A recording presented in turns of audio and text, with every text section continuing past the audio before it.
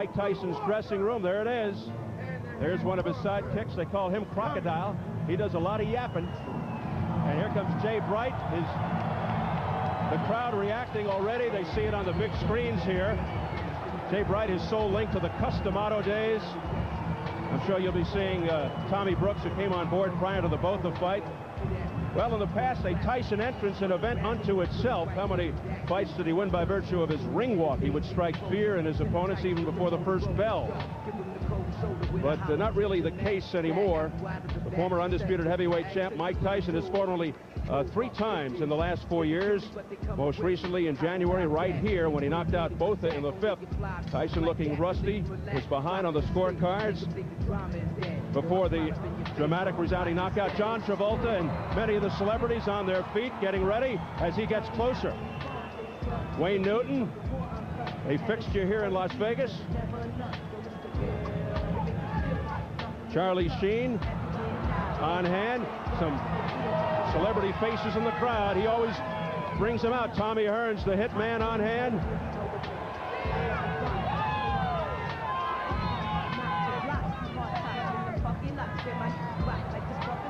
Pierce Brosnan, Bond, James Bond. Tyson's advisor, Shelley Finkel, told me Mike's really got it together.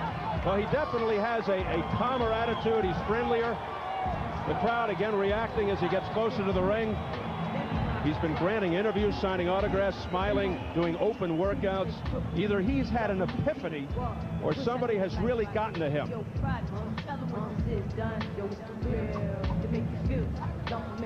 Word is his hand speed and power remain intact. Timing is the question. The result, of course, of the repeated layoffs and advancing age. And now he finally makes it upstairs, going through the ropes and out of the canvas. And hearing it from the crowd. It's not an overwhelming cheer, but it's certainly in Tyson's favor.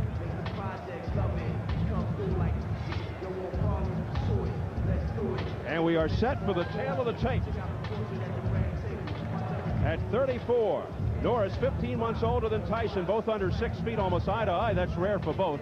At 218, Norris is 3 pounds below his heaviest ever. Tyson exactly where he was his last fight, and a slight 1-inch reach advantage. Tyson, key rules: no standing 8 count, no 3 knockdown. A fighter cannot be saved by the bell in any round. No contest before the end of the 4th. They go to the cards if an accidental headbutt occurs after the end of round 4. So here at the MGM Grand Garden in Las Vegas, Nevada, we are getting ready for the main event. Another comeback fight for Mike Tyson as he faces Orlin Norris. The official introductions from our ring announcer, the classy Jimmy Lennon Jr.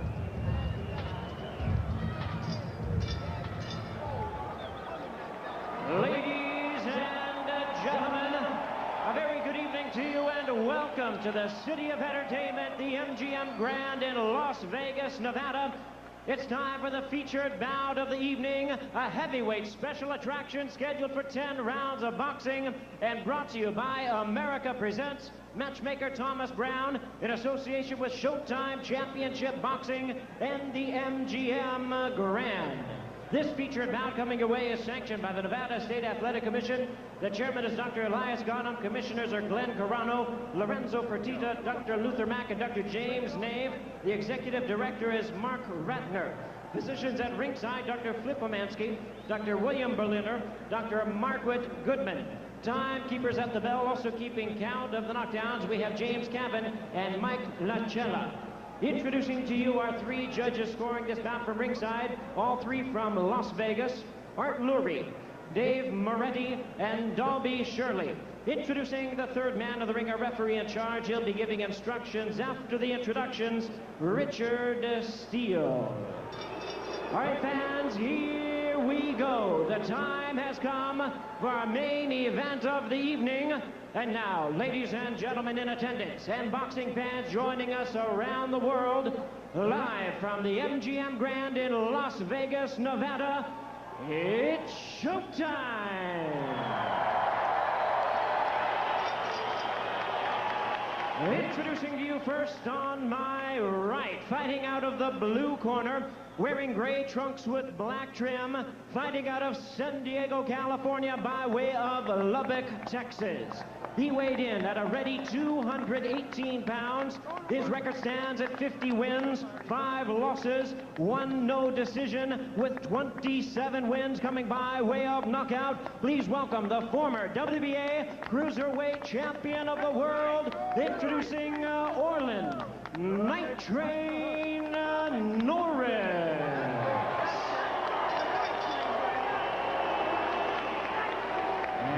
Presenting his opponent across the ring on my left, ready to fight out of the red corner, entering the ring wearing his traditional black trunks and hailing from Catskill, New York. He weighed in at 223 pounds with a record of 46 wins and 3 losses. He has 40 wins coming by way of knockout. Here is the youngest man ever to win the heavyweight title. Please welcome the explosive 2-time heavyweight champion of the world, introducing the one and only Mike Tyson.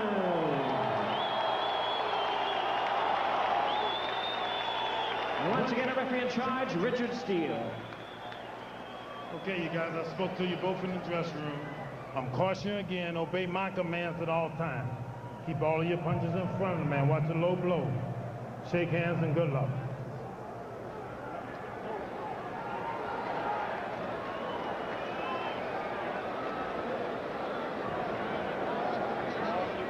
Mike Tyson should look sharper tonight. Look for him to be the aggressor. I think he'll go after the defensive-minded Orlin Norris, but the feeling is Norris will look to survive by grabbing and holding, and he'll try to box. But Norris's trainer, Abel Sanchez, says when it really gets tough in there, Tyson won't be moving and throwing combinations. He'll revert to what he does best, throwing bombs. We'll see. Richard Steele, controversial referee, the third man, and here we go. Lapel for round 1, and Tyson comes right out with a straight left. Orlin's a great defensive fighter, good offensive fighter as well. Not with the power of Mike, but he's probably a little quicker, very sneaky, good movement, and he's used to going the distance, Steve. He can go and do the 10 rounds, no problem. Norris heavily muscled, not quite as defined and carved as Tyson. They're not used to being on the same eye level as each other. Both are heavily muscled and the same muscle type. Good left hook to the belly by Mike Tyson right there. Tyson going to the body. This is going to be something new. Mike's used to springing up into big men. Now he has a short man the same size right in front of him. Break.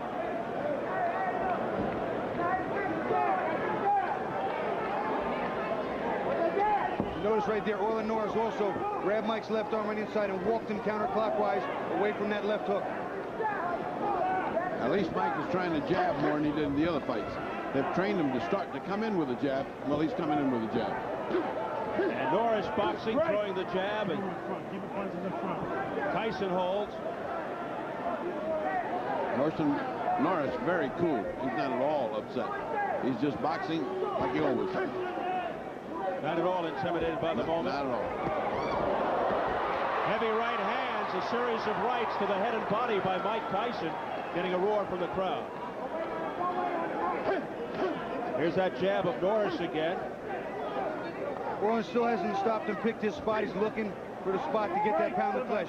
He's got to hit Mike and sting him a little so he can get some respect. Then he can implement his game plan much easier.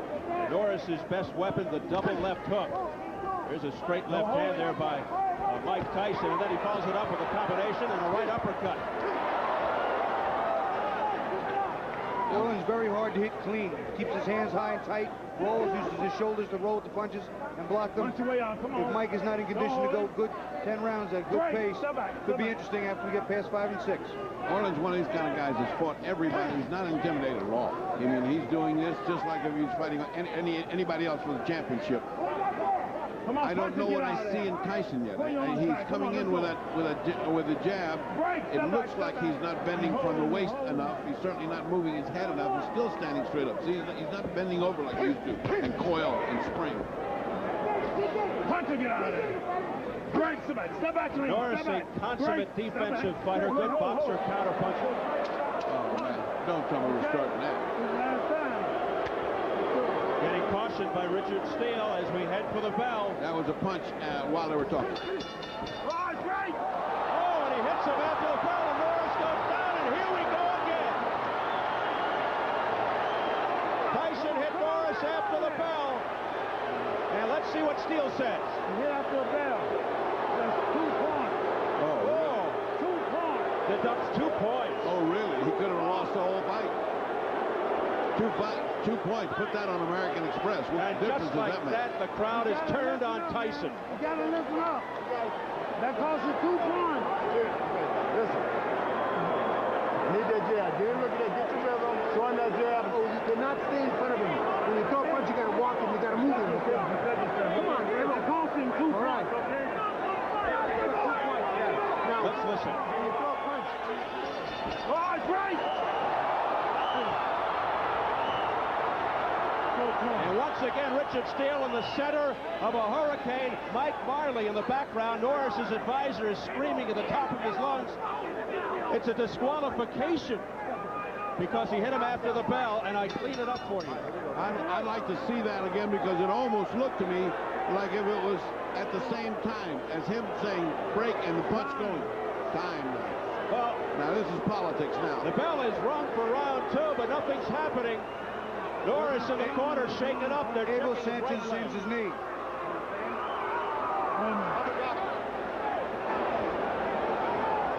He's looking at his leg. He's saying his knee is hurting him. This is about a knee. This is not about anything else. It's the right knee of Norris. Unbelievable. This is not about his head. Dr. Flip Pomansky, the man with the goatee.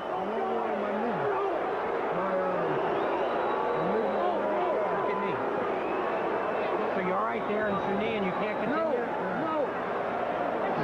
That's it. His knee. He can't continue. His head and he cannot continue. Oh, man. Can't make him continue. You know what? I This can't reminds make me. him continue. Now he goes over to the executive director of the Nevada Athletic Commission, Mark Ratner.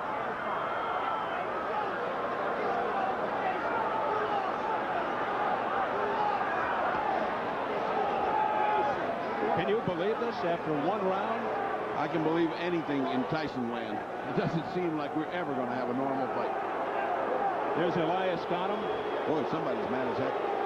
from the Nevada Athletic Commission. They're conferring with all of the guys there now. Why would a blow on the head hurt your knee? I mean, you know, what? Well, when he went down, All right, he made let's watch it. he Let's may have watch it. slammed on his knee when he went down. Let's Well, see. let's see. I want to hear him say break and at the time, watch Tyson's arm. No, see, here he is. See? Oh, it Oh, he buckled. folded, yeah. You could see his leg buckled as he went down. I'll tell you what, though, if I would like to see it at regular speed with the sound, because I think you hit him on the bell, right on the bell. That's the way I see it, Bob. I think that was a simultaneous thing, just as it was happening. Here comes Mark Ratner. Let's listen.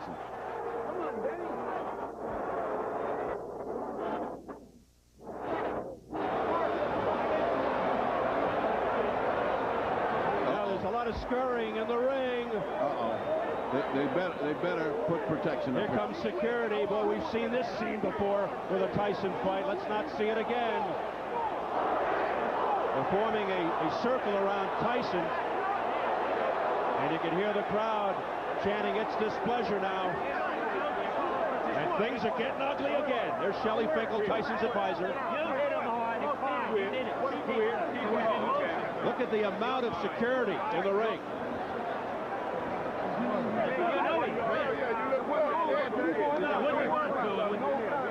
You were fine. This is fine. Well, everybody seems to be in the dark.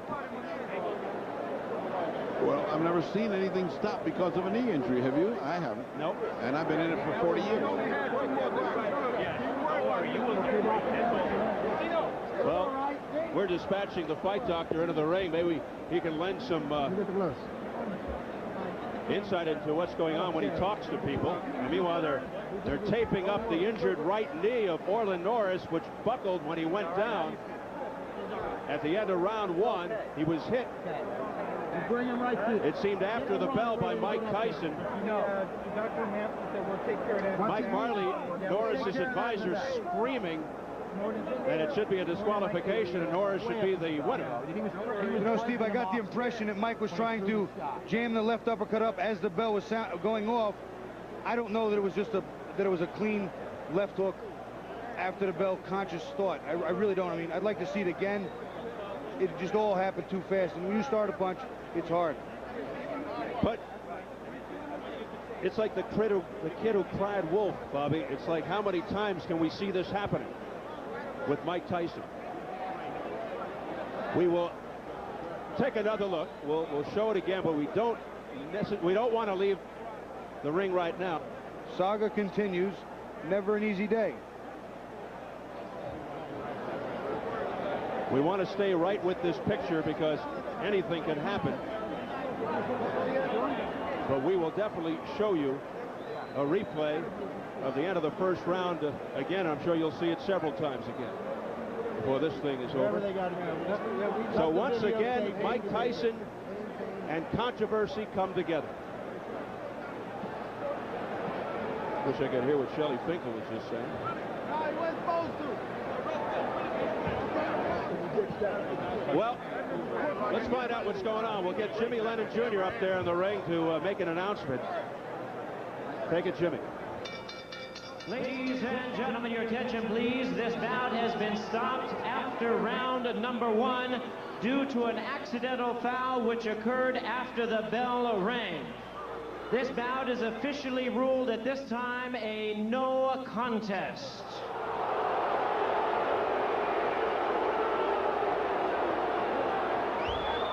Well, you heard it. The bout has been officially declared a no contest. The fight doctor, Ferdy Pacheco, is with Mike Tyson. Ferdy? All right, another night, another Tyson night. Give me your view of what happened. Did you throw the punch after you heard the bell? Well, you know, you were there. You saw it. It was simultaneous with the bell. And the punch wasn't that devastating. He could have continued. He quit on his stool, but I'll take him again in my next fight. I'll fight him right away. Well, let's fight him in December. I'd love to. All right, let me ask you something. How could a blow to the jaw hurt his knee? Listen, all right? He knew the next round I was going to put that heat on him, and he wasn't ready for that heat.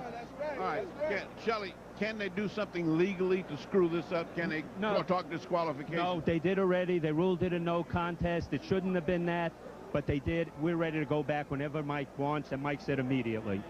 Your disappointment, I'm sure, was great. You've trained well. You're ready for a good fight. You're ready to come back in December against anybody. I feel great, and I just want to continue to fight one fight at a time and fight around 4 more fights and fight for the championship. Yes, sir. All right. If this so happens that it falls at December, you could fight this guy again. Would you be willing, Shelley, to fight Orlin Norris? Of course. Not me. Mike would fight him. No, but you're all right. Sure. Hey, you and I have been around a long time together. You feel your snake bit or something every time something happens? God, every time you come up here, something crazy happens. Well, listen, all praise be to Allah. I don't want to dwell on this anymore. I just want to say hi to my friend, the Smith family out there in Gilbert, Arizona. I like to say hi to Tiger Woods. We trained together with Keith Cleveland, and he did it, and I wanted to score another knockout because you were successful. And I like to say hi to my friend Chuck Zito and get well soon. I love you, brother. Peace. All right, I think that helps everybody else. Let's go back to Steve Albert at ringside. Well, just got an official explanation from the other ringside physician here, telling us that Norris twisted his knee when he fell, and there you see the results of it all. And I believe underneath that, Steve, there's a scar from some previous surgery and injury. So once again, controversy and Mike Tyson are connected as this fight ends after 1 round. We're going to take another listen to exactly how it sounded at the end of the first round.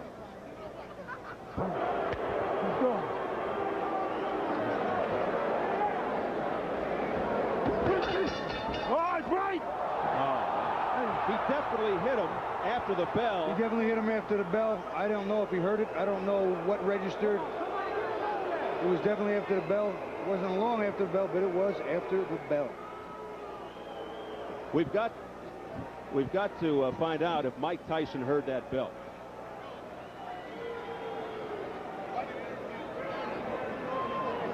Unbelievable. They stopped the fight after round 1 on an accidental foul. They called it a no contest. This thing goes 3 minutes and it's over. And there's a lot of befuddled people here. Purdy's up there with Orlin Norris now. Purdy? How do you feel ending this thing in this bizarre fashion? I mean, I didn't want it to end like this. I mean, I was doing what I needed to do in the fight. You know, he hit me clearly after the bell rung. You know, Did you hear the bell and then the blow? Oh, I heard the bell, and I was about ready to take a step back to advance toward him. You know, but I still was watching him.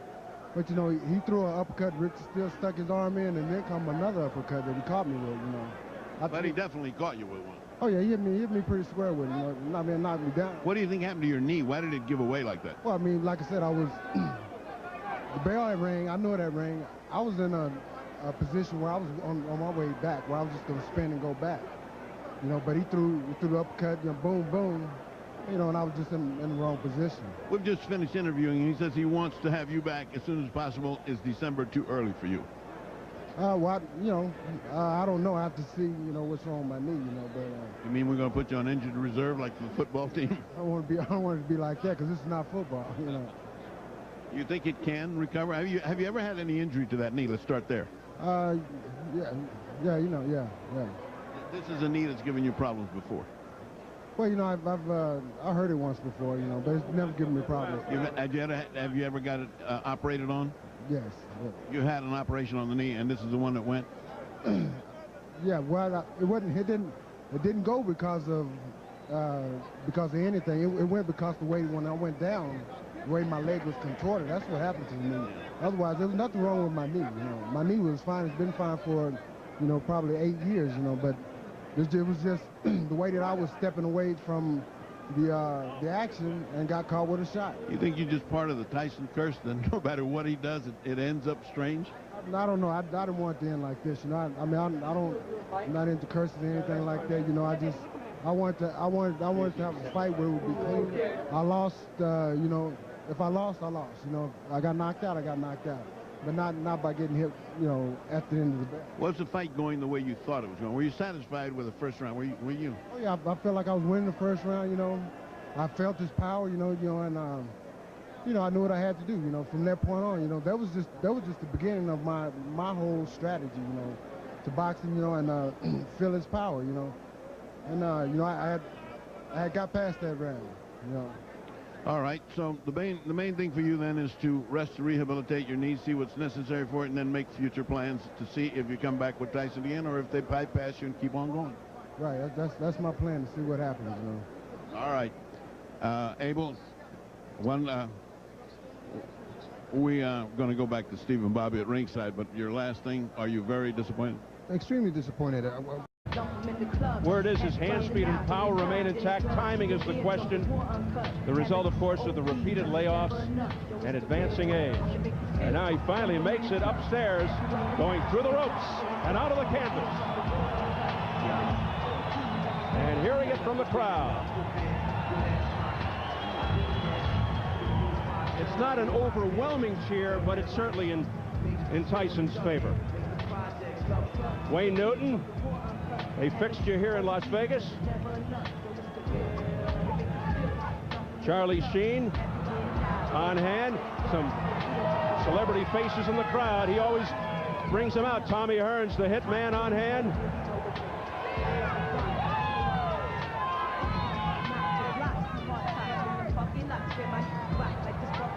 Pierce Brosnan, Bond, James Bond, would strike fear in his opponents even before the first bell.